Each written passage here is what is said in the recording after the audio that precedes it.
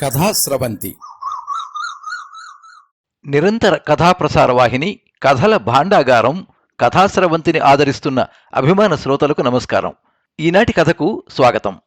ఈరోజు మీరు వినబోయే కథ న్యూటన్ పోతుల స్మారక కథల పోటీలో సాధారణ ప్రచురణకు స్వీకరించిన కథ నిదురరాని కనులు. రచన శ్రీమతి వేలూరి ప్రమీల శర్మ. 9492535415. వినిపిస్తున్నది పప్పు భోగారావు.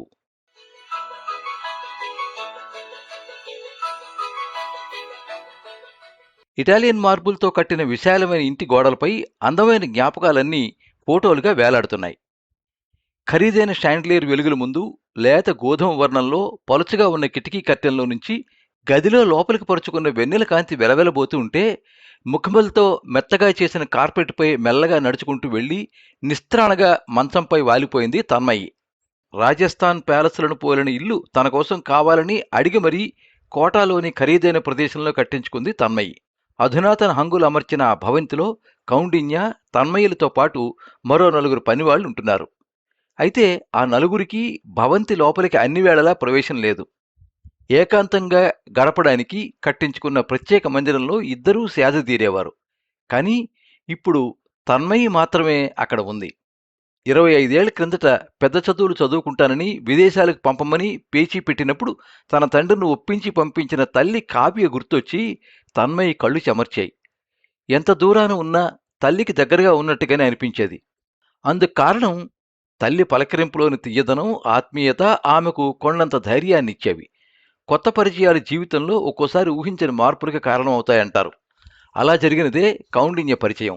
తన భావాలకు ఎంతో గౌరవం ఇచ్చే కౌండిన్యకు దగ్గర కావటానికి తన్మయికి కేవలం 6 నెలల కాలమే పట్టింది. ఇద్దరూ ఒకరిని విడిచి మరొకరు ఉండలేనంతగా ఇద్దరి మనసులు ముడిపడ్డాయి. కౌండిన్య సాంగత్యంలో తన తల్లిదండ్రులకి దూరంగా విదేశాల్లో ఉన్నానన్న బెంగ లేకుండా పోయింది. తన్మయి, పెళ్ళయ్యాక నీలో చాలా మార్పు వచ్చింది. నాన్నని నన్ను అసలు తలుచుకుంటున్నావా? దేశం కాని దేశంలో దూరంగా ఉన్నావు. 2-3 రోజులకు ఒకసారైనా ఫోన్ చేస్తూ ఉండు. మర్చిపోవు కదూ? బేలగా అడిగిన తల్లి మాటలకు సరేనంది తన్మయి. కానీ కొంతకాలానికి మెల్లగా ఫోన్లు చేయడం తగ్గించింది. గుర్తున్నప్పుడు వారాంతంలో మాట్లాడేది. తన్మయికి, కౌండిన్యకి కొత్త ప్రదేశాలకు వెళ్లడం, అక్కడి ప్రజల సాంప్రదాయాలు తెలుసుకుంటూ వారితో గడిపిన జ్ఞాపకాలను ఫోటోలు, వీడియోల రూపంలో భద్రపరుచుకోవడం చాలా ఇష్టం. ఇద్దరి అభిరుచులు 100కి 100 పాళ్ళు కలవడం వల్ల వీలు చిక్కినప్పుడల్లా వేరే దేశాలు పర్యటిస్తూ ఉండేవారు. తన్మయి, మన ఇద్దరికీ మంచి మంచి జాబ్స్ ఉన్నాయి. సంపాదించిన దాంతో టూర్లు తిరుగుతూ విలాసవంతంగా గడపగలం. కోరిన ప్రతిదాన్ని కొనగలం.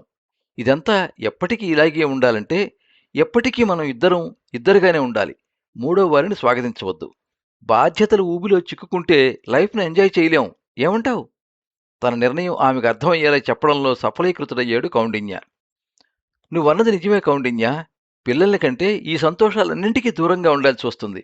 పిల్లల పెంపకం మన స్వేచ్ఛకు ప్రతిబంధకంగా మారవచ్చు. నీ నిర్ణయాన్ని నేను గౌరవిస్తాను. తన అభిప్రాయాన్ని సమర్థించిన తన్మయిని ప్రేమగా దగ్గరికి తీసుకున్నాడు కౌండిన్య. పాశ్చాత్య పోకడల ప్రభావానికి లోనయ్యి తల్లి మొత్తుకుంటున్న పిల్లల్ని కనడానికి ససేమరా అన్న తన్మయి విలాసాల్లో మునిగి తేలుతూ 25 సంవత్సరాలు గడిపేసింది. బాగా సంపాదించాక తిరిగి ఇండియా వచ్చినా విలాసవంతమైన జీవితం గడపడానికి రాజస్థాన్లో ఉండాలని నిర్ణయించుకున్నారు. ఓ రోజు రాత్రి భోజనం చేసిన కౌండిన్య హఠాత్తుగా గుండెల్లో పట్టేసినట్టయి బాధతో గిలగిల్లాడిపోయాడు. హాస్పిటల్కి తీసుకువెళ్లే లోపే ప్రాణం పోయింది. జంట పక్షుల్లో ఒకటి తనువు చాలిస్తే రెండవది విలవెల్లాడినట్టు తన్మయి కుంగిపోయింది. ఖరీదైన పంజరం లాంటి ఆ భవంతిలో ఒంటరిగా మిగిలిపోయింది. దుఃఖం తన్నుకొస్తూ ఉంటే రెప్పలు మూతపడక నిద్రలేని రాత్రులతో అలసిపోయేది. ఆ వేదనలో ఒక్కసారి తల్లి తనను దగ్గరికి తీసుకుంటే బాగుండనిపించింది ఆమెకు. ఆ దుఃఖం నుంచి తేరుకోవడానికి తల్లి తనకు గతంలో బహుమతిగా ఇచ్చిన తన చిన్ననాటి ఆల్బం తీసి పేజీలు తిరగేయసాగింది. గర్భవతిగా ఉన్నప్పుడు కడుపులో బిడ్డ కదలికలను చేత్తో తడిమి చూసుకుంటున్న తన తల్లి ఫోటోని చేతిలోకి తీసుకుని చిన్నగా ముద్దు పెట్టుకుంది. నెలల బిడ్డగా ఉన్న తన చేతి వేళ్లను ప్రేమగా బుగ్గకి ఆనించుకుని లేత గులాబీ రంగు పాదాల చివరలు ముద్దాడుతూ అలౌకికమైన ఆనందంతో మురిసిపోతున్న తల్లి ఫోటోను ప్రేమగా గుండెలకి హత్తుకుంది. జీవితంలో తాను కోల్పోయినదేమిటో ఆ క్షణం ఆమెకు అవగతమైంది. ఒక్కసారి అమ్మ నాతో మాట్లాడితే బాగుండు అనుకుంటుండగా డోర్ బెల్ మోగింది. ఒక్క ఉదుటున మంచం దిగి తలుపు దగ్గరికి పరిగెత్తింది. ఎదురుగా నుంచుని ఉన్న మేనమామ తనను తల్లి దగ్గరికి తీసుకువెళ్ళడానికి వచ్చాడని అర్థమై కళ్ళు తుడుచుకుంది. తోడు కోల్పోయి ఒంటరిగా వచ్చిన కూతుర్ని పట్టుకుని బోరును విలపించింది శ్రావ్య. కన్నపేగు కష్టంలో తలడిల్లుతుంటే కంటిమీద కునుకు రావట్లేదు తన్మయ్యి. ఈ లేవలేని ముసలి అమ్మకి అమ్మవై ఇకనైనా నాకు తోడుగా ఉంటావా అంటూ అడుగుతున్న తల్లిని అల్లుకుపోయి గుండెల్లో భారం తీరేదాకా ఏడ్చింది తన్మయి.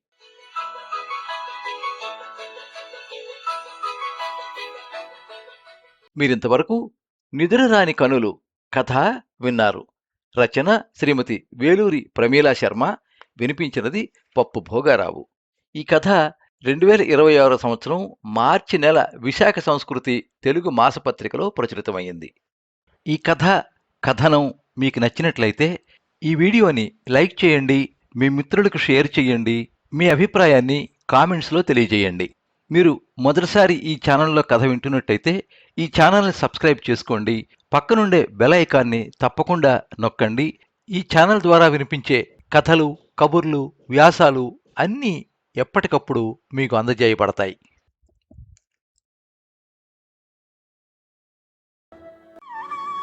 సర్వే జనాః సుఖినో భవంతు. కథా స్రవంతి